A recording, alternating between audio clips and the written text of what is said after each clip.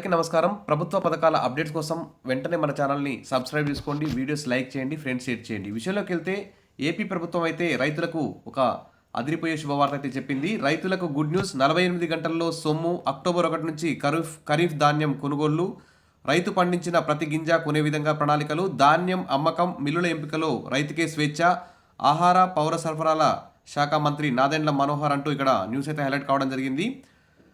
మరి రైతుల నుంచి ధాన్యం కొనుగోలు చేసిన 48 గంటల్లోపే వారి ఖాతాల్లో సొమ్ము జమ చేసే విధంగా కూటమి ప్రభుత్వం ప్రణాళికలు సిద్ధం చేస్తుందని మంత్రి వెల్లడించారు. రైతు పండించిన ప్రతి గింజ కొంటామని చెప్పారు. ధాన్యం అమ్మకం నుంచి మిల్లు ఎంపిక చేసుకునే వరకు రైతులకు పూర్తి స్వేచ్ఛ ఇచ్చే విధంగా ప్రణాళికలు ఉంటాయని తెలిపారు. 5 ఏళ్ల పాలన గురించి ఒక్కరోజు కూడా గర్వంగా చెప్పుకోలేని జగన్ ప్రభుత్వం ఇప్పుడు అద్భుతం చేశామని మాట్లాడుతున్నారని ఎద్దేవా చేశారు. నిజాయితీ ఉంటే రైతులకు రబీ ధాన్యం బకాయిలు ఎందుకు చెల్లించకుండా వెళ్లిపోయారో చెప్పాలన్నారు. మొత్తానికైతే అక్టోబర్ 1 నుంచి ఖరీఫ్ ధాన్యం మొత్తం కొంటారు. 48 గంటల్లో మీ అకౌంట్లో వడ్లకు సంబంధించిన డబ్బులు అయితే పడతాయి. ఇది ఒక good news. Wish all the best. మరిన్ని అప్డేట్ కోసం మన ఛానల్ని ఫాలో అవుతుంది. Thank you.